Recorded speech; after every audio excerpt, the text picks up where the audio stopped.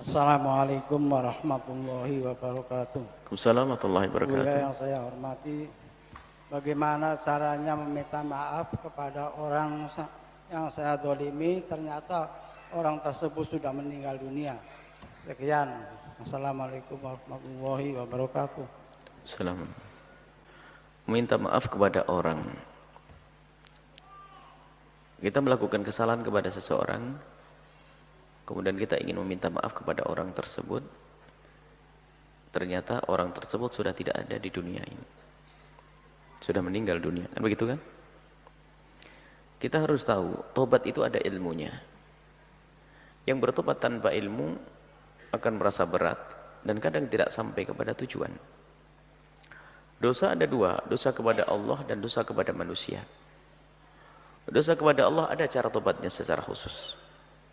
Adapun dosa kepada manusia juga ada tobatnya secara khusus. Tobat kepada manusia, ini tobat kepada Allah. Jadi kalau tidak pakai ilmu berbahaya. Tobat kepada manusia ini dilihat. Kalau kita melakukan kesalahan kepada manusia, perlu dilihat dulu kesalahannya seperti apa. Kalau kita memang dosa kepada manusia, dilihat dulu kesalahannya dulu. Kalau kesalahannya adalah misalnya kita mengambil hartanya dia,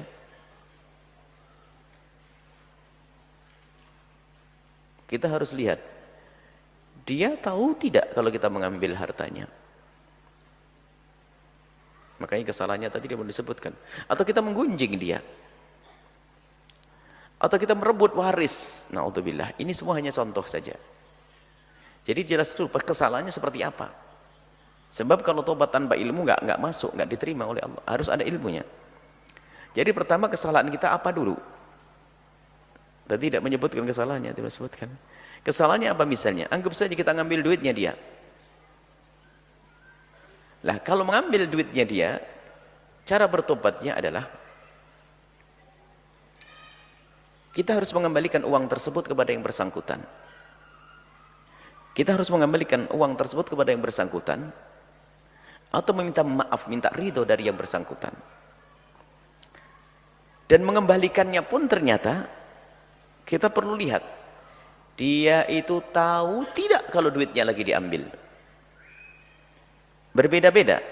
Kalau dia tahu duitnya lagi diambil, maka tahu yang mengambil, misalnya si A telah mengambil uangnya si B. Maka si A tadi kalau mau tobat hendaknya terang-terangan datang ke rumah si B, mohon maaf, duit yang pernah aku ambil dulu ini saya kembalikan. Karena si B tahu bahwasanya duitnya diambil oleh si A. Tapi kalau ternyata yang punya uang itu tidak tahu siapa yang mengambil, maka cara bertobatnya pun tidak harus ngomong. Cukup yang penting uang tersebut dikirim, apakah melalui rekeningnya atau dikembalikan ke petinya, bagaimana. Sebab kalau nanti ngomong terus terang datang ke rumahnya, assalamualaikum, mohon maaf Pak, Bapak ingat enggak waktu Bapak kehilangan duit 2 tahun yang lalu? Oh iya, kenapa? Yang mencuri saya. Kamu yang mencuri? Enggak segitu kok, duitnya lebih banyak, bisa ribut nanti. Jadi semakin berat, dan mungkin juga selagi tidak diketahui, ya biarkan orang lain tidak tahu. Yang penting haknya orang lain nyampe ke orang tersebut. Menggunjing, jadi macam-macam. Menggunjing, misalnya kita menggunjing seseorang, naudzubillah, ini dosa besar. Kalau kita menggunjing seseorang, cara tobatnya pun harus ada ilmunya. Sekarang kita tinggal tanya, apakah orang yang digunjing itu tahu kalau kita menggunjingnya? Kalau memang dia tahu kita menggunjingnya, maka cara minta maafnya pun kita harus datang kepadanya, tunjukkan di depan mukanya, agar lega hatinya kalau kita minta maaf, karena dia tahu kita menggunjingnya. Tapi kalau kita menggunjing dia dan dia tidak tahu kalau kita menggunjing, maka cara minta maafnya pun tidak langsung kita datang kepadanya. Bahkan kalau datang malah menyakiti. Misalnya kita dengan kepolosan datang, assalamualaikum Bu, mohon maaf. Ada apa? Saya mohon maaf, kemarin seharian saya dengan kawan-kawan ngomongin ibu. Oh, terus ngomongin apa? Kan tambah sakit hati, tambah dongkol. Nah, ada ilmunya semuanya. Nah, kalau memang permasalahan dosa kita menggunjing orang dan orang itu tidak tahu kalau kita menggunjingnya, maka cara tobatnya adalah dengan cara kita menyebut kebaikannya di saat kita di tempat kita menyebut kejelekannya. Mungkin di majlis ini kita sebut kejelekan dia, kita balas, kita menyebut kebaikan dia. Semula kita menyebut kejelekannya, kita ganti menyebut kebaikannya. Kemudian yang kedua adalah mohonkan ampun kepada Allah. Ya Allah, ampuni dia dan ampuni aku. Ini cara kita bertobat kepada orang yang memangnya misalnya kita gunjing sementara dia sudah tidak ada, kita gunjing dan dia tidak tahu kalau kita menggunjingnya. Nah ini, kemudian nih, ini cara, termasuk diantaranya adalah kalau orang meninggal dunia. Orang yang kita sakiti, orang yang kita dolimi meninggal dunia. Ya sekarang dosa kita apa? Wong kita mengambil duitnya dia, misalnya kita ngerebut warisnya dia. Bagaimana tobatnya waktu dia sudah meninggal dunia? Tobatnya adalah yang pertama, kembalikan haknya dia. Kembalikan dong harta yang kita ambil, yang kita rampas itu. Tapi dia sudah meninggal dunia, kan dia punya ahli waris, harus nyampe. Tidak cukup hanya nyesel-nyesel saja, enggak. Makanya kita ingin lihat dosanya apa sih, kesalahannya apa sih, berbeda-beda. Kalau permasalahannya, aduh saya dulu sering ngomongin dia, saya sering gunjing dia, tapi dia sudah meninggal dunia, gimana cara minta maaf kepadanya? Saya nyesel, saya tidak mau dihukum oleh Allah nanti, saya nyesel, saya biasa gunjing dia. Kalau memang dosamu menggunjing dia, maka lakukan dua hal. Yang pertama, sebut kebaikan dia sesering mungkin. Yang kedua adalah mintakan ampun kepada Allah, selesai. Itu menjadi sebab Allah mengampuni dosamu, karena dosamu menggunjing dia. Tapi kalau kita mengambil duitnya dia, nggak memilih haknya dia, ya kita kembalikan, harus dong. Wajib kita mengembalikan. Jadi dilihat dong, jadi tetap ada. Intinya bahwa selalu ada cara untuk kita meminta maaf kepada orang yang kita dolimi, yang kita sakiti. Bahkan jika seandainya orang tersebut, orang yang kita dolimi, yang kita sakiti, lalu kau menutup pintu maaf, maka tetap ada cara meminta maaf di hadapan Allah Subhanahu wa taala.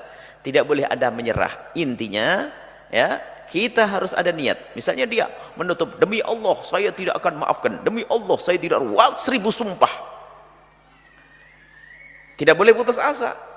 Kan kita rindu untuk dimaafkan. Dia marah betul karena kesalahan kita teramat besar di hadapannya, sehingga dia pakai sumpah untuk tidak memaafkan kita.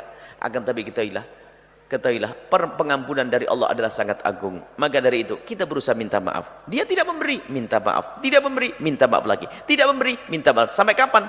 Sampai engkau mati atau dia yang mati. Tidak boleh kita putus asa. Tidak boleh lalu berkata, ya sudah, yang penting saya minta maaf. Nggak mau ya sudah. Ini ngejek namanya, kurang ajar. Nggak serius meminta maaf itu.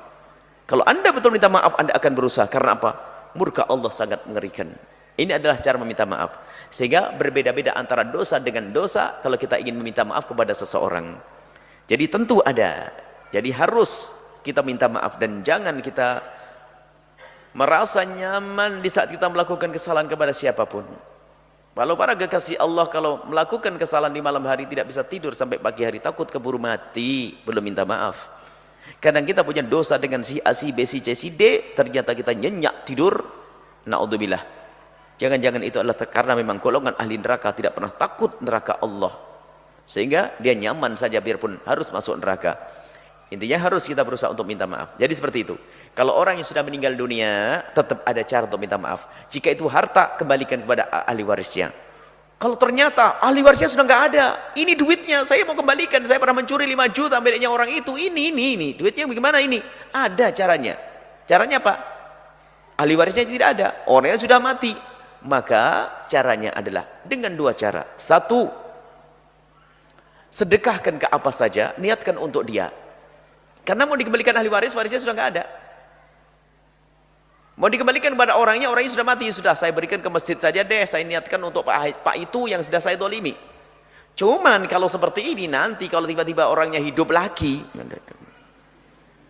ya mungkin kan. Atau ponakannya anaknya datang, kita wajib ganti. Kalau tidak, Anda dapat pahala, dia dapat pahala. Ini.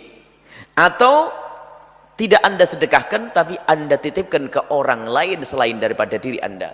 Misalnya apa? Aduh, saya pernah mengambil duitnya orang itu 3 juta. Alhamdulillah sekarang sudah punya duit saya akan bayar ini. Cuman orangnya sudah mati. Bagaimana caranya? Yang jelas, yang penting, jangan sampai uang itu ada di bawah rengkuan Anda. Keluarkan dari tanganmu, langsung serahkan pada fulan. Fulan, tolong ini amanat buatmu. Amanat apa?